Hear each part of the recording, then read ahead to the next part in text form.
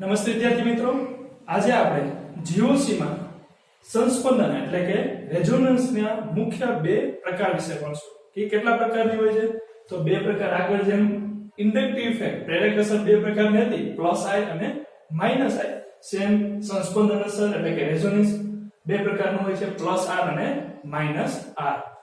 સંસ્પંદનને બીજા નામે મેસોમેરિક અસર પણ કહેવાય છે અને એને પ્લસ એમ અને માઈનસ એમ વડે પણ દર્શાવવામાં આવે છે. ઓકે, જોઈએ તો સંસ્પંદન અસર જે છે પ્લસ આર કેવા સંયોજનોમાં જોવા મળે છે. તો આપણે શોર્ટ ટ્રીક થી પહેલા ભણશું કે જ્યારે કોઈ બેન્ઝીન સાથે એવો પરમાણુ જોડાણો છે કે જેની પાસે ઓછામાં ઓછી એક લોન પેર છે. તો બેન્ઝીન સાથે એવો પરમાણુ જોડવાનો છે જેની પાસે લોન પેર હોય, તો આવું જો સંયોજન તમને મળી આવે તો એ બધા કેવા હશે? પ્લસ આર અસર દર્શાવતા હશે. તો બેન્ઝીન સાથે ડાયરેક્ટલી એટેચ પરમાણુ છે એની પાસે ઓછામાં ઓછી એક લોન પેર હોવી જોઈએ. તો એક ઉદાહરણ લઈને આપણે આગળ વધીએ કે ફિનોલની વાત કરીએ તો બેન્ઝીન સાથે સીધું જ કોણ જોડાણું છે? ઓક્સિજન. અને ઓક્સિજન પાસે આપણે ખબર છે બે લોન પેર હોય છે, તો એ સંસ્પંદન કરશે. પ્લસ આર છે તો આગળ આપણે ભણ્યા હતા પ્લસ આઈ અને માઈનસ આઈ. એમાં આપણે ભણ્યા હતા પ્લસ એટલે ધક્કો મારવો, તો સેમ પ્લસ છે તો ઇલેક્ટ્રોન છે એ બેન્ઝીન તરફ ધક્કો લાગશે. તો શું થશે કે આ જે લોન પેર છે ઓક્સિજનની એ સંસ્પંદનમાં આવશે. તો પાઈ પણ છે બેન્ઝીનનો જે પાઈ પણ છે એ તૂટીને ઓર્થો પોઝિશન ઉપર કાર્બન ઉપર આવી જશે. નવું સંસ્પંદન સૂત્ર આપણને મળશે.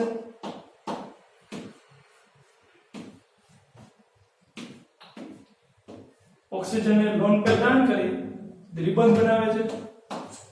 ઓક્સિજન પોતાની લોન પેર દાન કરી એટલે શું થશે? ઇલેક્ટ્રોનની ખામી એટલે પોતાની પર પ્લસ વિભાગ. આ કાર્બન પાસે ઇલેક્ટ્રોન વધારાના આવે છે એટલે બનશે માઈનસ. હવે સંસ્પંદન આગળ ભણી ગયા હતા આગળ લેક્ચરમાં એ જ છે. શું થશે? તો સંસ્પંદન થશે આગળ અને પાઈ પણ તૂટીને પેરા પોઝિશન ઉપરના કાર્બન ઉપર આવી જશે. નવું સૂત્ર આપણને મળશે.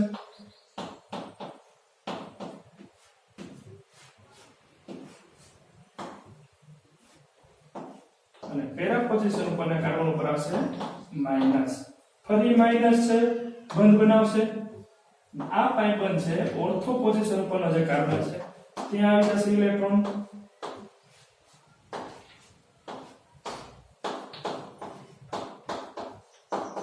અને એ બનશે માઈનસ.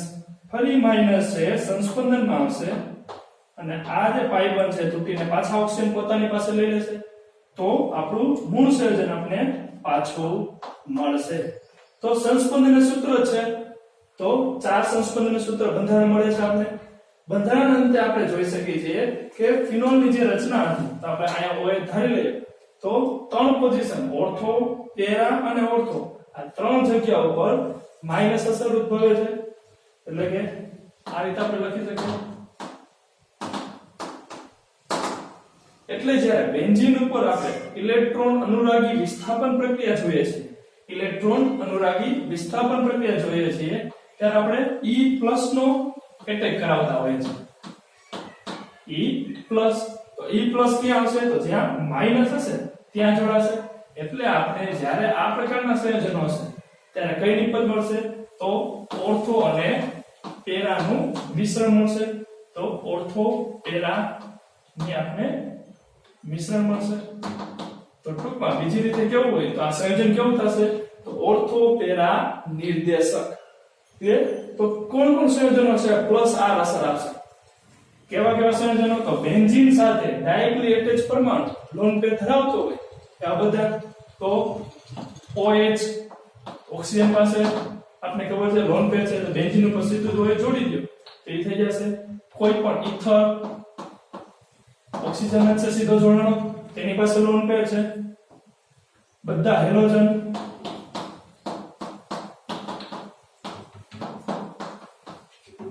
Amine group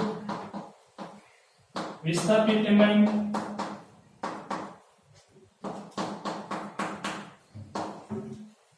okay.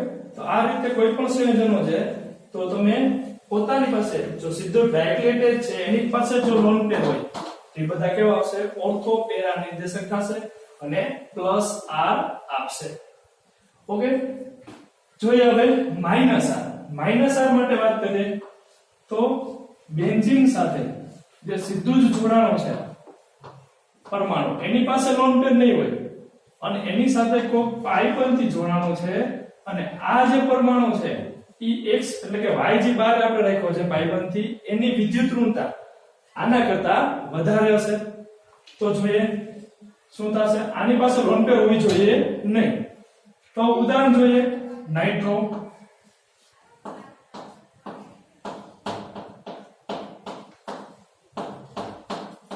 ગ્રુપમાં આપણે ભણી ગયા છે નાઇટ્રોજન છે પોતાની લોન પેર દાન કરીને ઓક્સિજન સાથે જોડાણ હોય તો નાઇટ્રોજન પાસે આમાં લોન પેર હશે નહીં તો હવે શું તો ઓક્સિજન છે ઈ પાઈ બંધથી જોડાણો છે ઉપરાંત નાઇટ્રોજન કરતા ઓક્સિજનની વિદ્યુતતા પણ કેવી છે વધારે છે અને આ નાઇટ્રોજન પાસે લોન પેર નથી તો હવે ઓક્સિજન જ્યારે સંસ્પંદન કરે છે તો આ બંધના ઇલેક્ટ્રોન પોતે ખેંચી જશે કારણ કે વધારે વિદ્યુત ઋણ છે નાઇટ્રોજન ઇલેક્ટ્રોનની ખામી ઉદ્ભવે તો એ ઇલેક્ટ્રોન ક્યાંથી ખેંચશે તો બેન્ઝીનની અંદરથી તો માઈનસ અસર આપણે આ ભણી ગયા હતા ઇન્ડક્ટિવ ઇફેક્ટમાં પ્લસ આઈ અને માઈનસ આઈ પ્લસ એટલે આપણે ધક્કો કહેતા માઈનસ એટલે ખેંચવું તો બેન્ઝીન રિંગમાંથી ઇલેક્ટ્રોન નાઇટ્રો ગ્રુપ છે પોતાની તરફ ખેંચી જાય છે તો સંસ્પંદન સૂત્ર નવું મળશે આપણે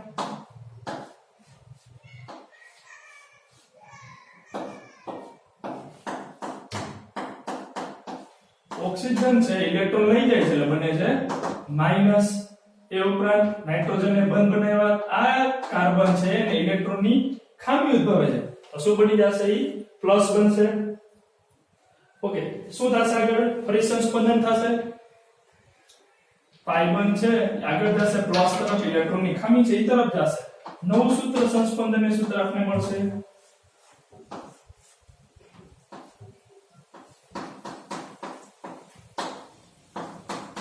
આ બધા પરમાણુ as it is para position ઉપર ઇલેક્ટ્રોનની ખામી એટલે ક્યાં થશે પ્લસ ફરી આ પાઈ બંધ છે આ જગ્યાએ બંધ બનાવશે તો ઓર્થો પોઝિશનનો જે કાર્બન છે ત્યાં ઇલેક્ટ્રોનની ખામી થશે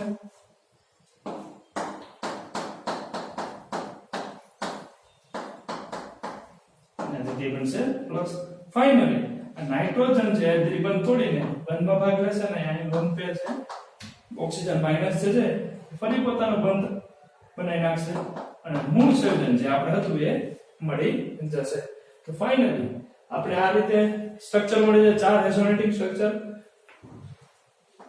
ઓર્થો પેરા અને ઓર્થો ઉપર પ્લસ મળે છે એકવાર પેરા ઉપર અને એકવાર પાછું ઓર્થો ઉપર બેન્ઝીન ઉપર આપણે પ્રક્રિયા કરવાની છે ઇલેક્ટ્રોન અનુરાગી વિસ્થાપન પ્રક્રિયા કરવી છે E+ નો એટેક કરાવવાનો છે તો E+ ની વાત કરીએ છીએ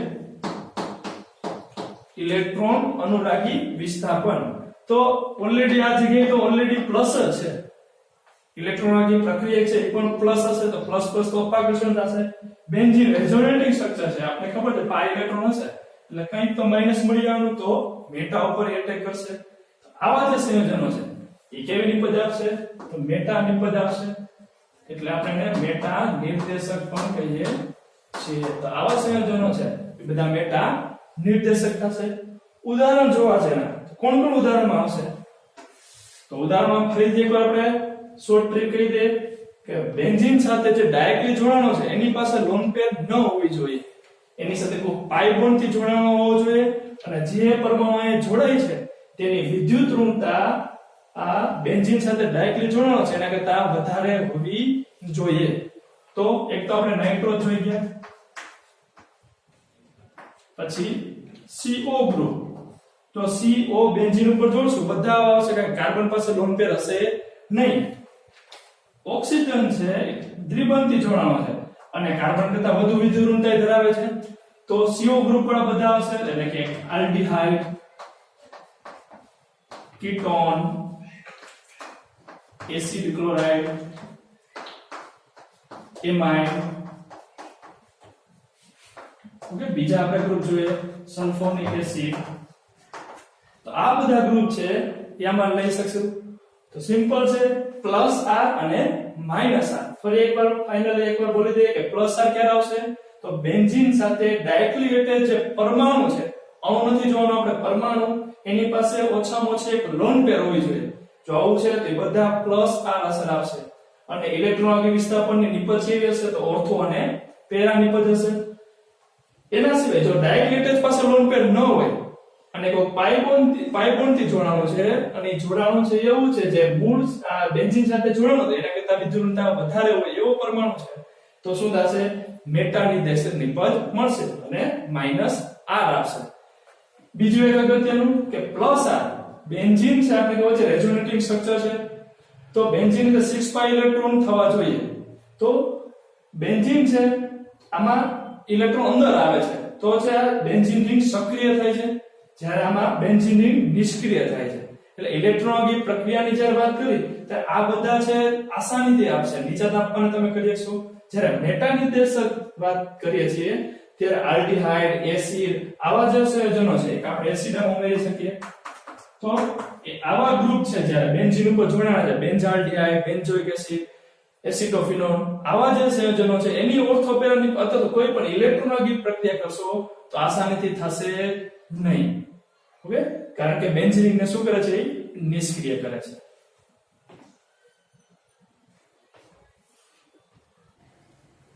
ત્રીજી અગત્યની અસર છે અતિ સંયુગ્મન, હાઇપર કોન્જુગેશન. હાઇપર કોન્જુગેશન ને બેકર-નાથન ઇફેક્ટ તરીકે પણ ઓળખવામાં આવે છે. ઓકે, આજે જોશું આપણે અતિ સંયુગ્મન. અતિ સંયુગ્મન હાઇપર કોન્જુગેશન થાય કઈ રીતે તો સિગ્મા બંધ અને પાઈ ઇલેક્ટ્રોન અથવા પાઈ ઓર્બિટલ હશે એ બે વચ્ચે ઉદ્ભવતી અસર એને કહેવાય અતિ સંયુગ્મન. આપણે વાત કરીએ પ્રેરક અસર. આગળ ભણી ગયા છે પ્રેરક અસર. તો પ્રેરક અસર જ્યારે ભણ્યા ત્યારે આપણે એમાં કીધું હતું કે પ્રેરક અસર કહેવાય કોને તો સિગ્મા બંધમાં પ્રવર્તી અસર એને કહેવાય પ્રેરક અસર. પછી ભણ્યા આપણે સંસ્પંદન. સંસ્પંદન શું હતું પાઈ ઇલેક્ટ્રોનનું સ્થાનાંતર. અને હવે આપણે ભણવાનું છે અતિ સંયુગ્મન. અતિ સંયુગ્મન છે સિગ્મા બંધ અને પાઈ ઇલેક્ટ્રોન અથવા પાઈ ઓર્બિટલ વચ્ચે ઉદ્ભવતી અસર એને આપણે કહેશું અતિ સંયુગ્મન. પ્રેરક અસર સિગ્મા બંધથી પ્રવર્તી અસર છે, સંસ્પંદન અસર પાઈ ઇલેક્ટ્રોનનું સ્થાનાંતર છે, અતિ સંયુગ્મન સિગ્મા બંધ અને પાઈ ઇલેક્ટ્રોન અથવા પાઈ ઓર્બિટલ વચ્ચે ઉદ્ભવતી અસર. હવે આપણે ભણીએ છીએ કે અતિ સંયુગ્મન મુખ્ય કેવા પ્રકારના સંયોજનોમાં જોવા મળે. તો પહેલું આપણે ભણીએ કે કાર્બ કેટાયન. કાર્બ કેટાયન ધરાવતા સંયોજનો કે કાર્બ કેટાયન ધરાવે એવા જો સંયોજનો છે આપણી પાસે તો એમાં હાઇપર કોન્જુગેશન જોવા મળશે. કે આપણે એક ઉદાહરણ લખીએ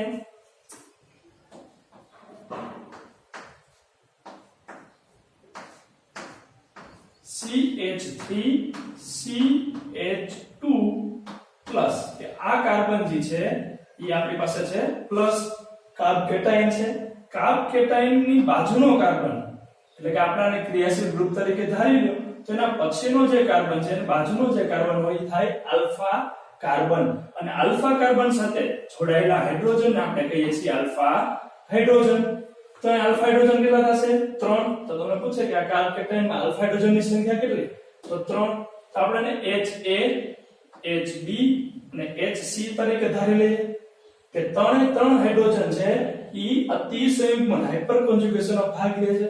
શું થશે તે સંસ્પંદન આપણે આગળ ભણ્યા છે એ જ રીતે હાઇડ્રોજન છે ઈ પોતાના ઇલેક્ટ્રોન લીધા વગર એટલે કે H+ તરીકે નીકળશે અને પોતાના ઇલેક્ટ્રોન જે છે ઈ બંધમાં ભાગ લેશે અને આપણે એક સૂત્ર મળશે CH2 double bond CH2 hydrogen છે દ્રાવણમાં વિસ્તરે છે. બીજું જોઈએ ઉદાહરણ કે એની બદલે માની લ્યો આપણે આ હાઇડ્રોજન છે એ નીકળે છે ઇલેક્ટ્રોન લીધા વગર તો H+ તરીકે તેના ઇલેક્ટ્રોન છે બંધમાં ભાગ લેશે તો નવું સૂત્ર મળશે આપણે આ સૂત્રને આપણે A કહી દઈએ નવું સૂત્ર આપણે શું લખશું CH2 double bond CH2 hydrogen છે એ પ્રક્રિયા મિશ્રણમાં રહેશે તો આ સ્ટ્રક્ચર થઈ ગયું B મને જે આ હાઇડ્રોજન છે એ હાઇપર કોન્જુગેશન દર્શાવે છે અને H+ તરીકે નીકળે છે તો આ બંધના ઇલેક્ટ્રોન છે બંધમાં ભાગ લેશે અને નવું સૂત્ર આપણે ત્રીજું રેઝિડ હાઇપર કોન્જુગેશન સૂત્ર મળશે CH2 ડબલ બોન્ડ CH2 તો આ પ્રકારે ટોટલ આપણે A B C 3 અને એક ટોટલ 4 આપણે હાઇપર કોન્જુગેશન આગળ આપણે સંસ્પંદનીય સૂત્રો મળતા હતા રેઝોનેટિંગ સ્ટ્રક્ચર મળતા હતા એમાં આપણે મળશે હાઇપર કોન્જુગેશન સૂત્ર ટોટલ મળશે 4 ક્લિયર તો આલ્ફા હાઇડ્રોજન જેટલા આલ્ફા હાઇડ્રોજન હશે એટલું હાઇપર કોન્જુગેશન એટલી વાર થશે તો આ તો કાર્બોકેટાઇન ધરાવતા સંયોજનોમાં હાઇપર કોન્જુગેશન ચલો એ જ રીતે બીજું જોઈએ કે મુક્ત મૂલક તમારી પાસે છે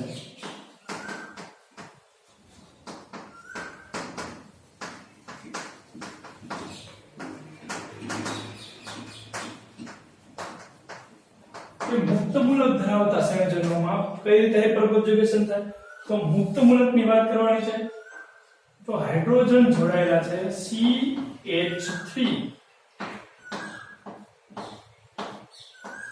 સિંગલ બોન્ડ CH2 અને આ કાર્બન પાસે શું છે મુક્ત મૂલક એક ઇલેક્ટ્રોન છે ફ્રી રેડિકલ છે તો શું થશે કે આ એક ઇલેક્ટ્રોન છે એ બંધમાં ભાગ લેશે એક ઇલેક્ટ્રોન થી બંધ બનશે ને શું થશે તો આ હાઇડ્રોજન છે એ પોતાના બંધમાંનો એક ઇલેક્ટ્રોન લઈને છૂટો પડી જશે H રેડિકલ એક મુક્ત મૂલક તરીકે છૂટો પડશે અને આ જે એક ઇલેક્ટ્રોન છે એ બંધમાં ભાગ લેશે હાફ એરો શું બનશે તો CH2 અથવા આ રીતે દર્શાવેલ CH2 C double bond CH2 અને હાઇડ્રોજન છે મુક્ત મૂલક તરીકે રહેશે ઓકે તો આગળ જોઈએ માને A B અને C કહીએ તો આપણે આ સૂત્ર મળ્યું A ચલો બીજું ભણીએ કે આ હાઇડ્રોજન માની લો બંધમાં ભાગ લે છે તો એક ઇલેક્ટ્રોન આ બાજુથી આ હાઇડ્રોજન છે પોતાનો એક ઇલેક્ટ્રોન લઈને છૂટો પડશે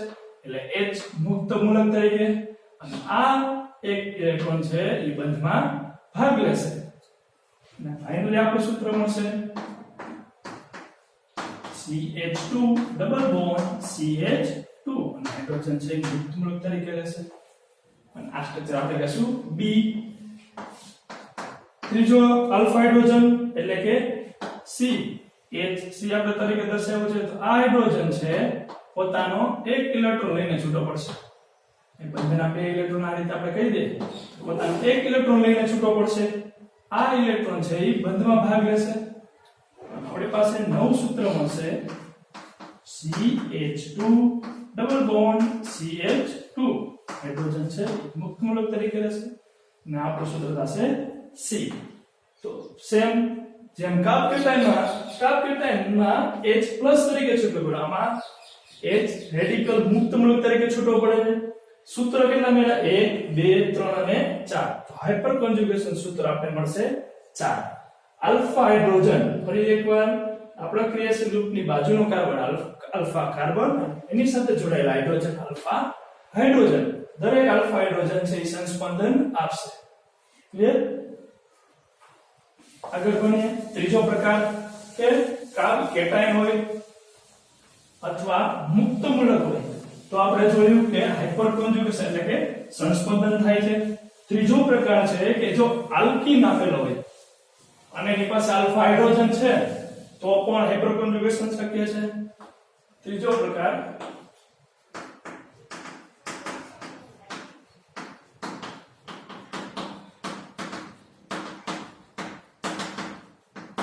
આલ્કીન ધરાવતા સંયોજનોમાં કે આલ્કીન ધરાવતા સંયોજનો કીધું છે તો આલ્કીન દ્વિબંધ આપણે લઈએ ધ્યાન આપજો માં વ્યવસ્થિત થોડું કે CH2 દ્વિબંધ છે અત્યાર સુધી આપણી પાસે કેટાયન હતો તો આ કાર્બન છે આપણો ક્રિયાશીલ ગ્રુપ થતું મુક્તમૂલક માં કાર્બન ઉપર હતું પણ આલ્કીન ની જ્યારે વાત કરીએ છીએ તો આલ્કીન ધરાવતો કાર્બન એટલે આ કાર્બન અને આ કાર્બન આલ્કીન ધરાવતો કાર્બન નો આલ્ફા હાઇડ્રોજન જોવો છે આપણે તો એની સાથે જોડાયેલો અન્ય કાર્બન ને કહેવાય આલ્ફા કાર્બન અને એની સાથે જો હાઇડ્રોજન હોય તો એ આપણા થશે આલ્ફા હાઇડ્રોજન તો આપણો આલ્ફા હાઇડ્રોજન આ થશે એટલે કે આ ઉદાહરણ લખ્યું છે તો આમ થશે CH3CH આપણે અહીંયા એક જ હાઇડ્રોજન આવશે ડબલ બોન્ડ CH2 ક્લિયર તો આ આલ્કીન ધરાવતો કાર્બન એના પછીનો કાર્બન આલ્ફા કાર્બન અને એની સાથે જોડાયેલો હાઇડ્રોજન આલ્ફા હાઇડ્રોજન તો આ હાઇડ્રોજન છે ઈ આપણે અહીંયા અતિશય ગુણમાં ભાગ લેશે તો એને વ્યવસ્થિત રીતે લખીએ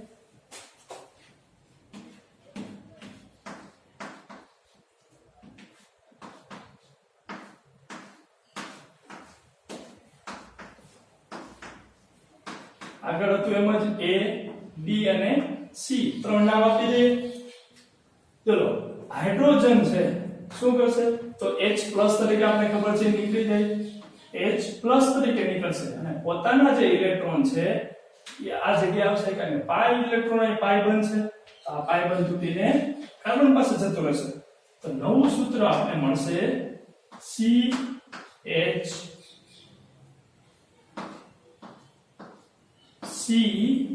CH2 double bond CH single bond CH અને CH2 સોરી CH અને એની પર આવશે માઈનસ ઓકે ફરી એકવાર રિવિઝન કરીએ શું કર્યું આપણે તો આ હાઇડ્રોજન અહીંથી નીકળે છે બધા ઇલેક્ટ્રોન દ્વિબંધ બનાવે છે એટલે CH2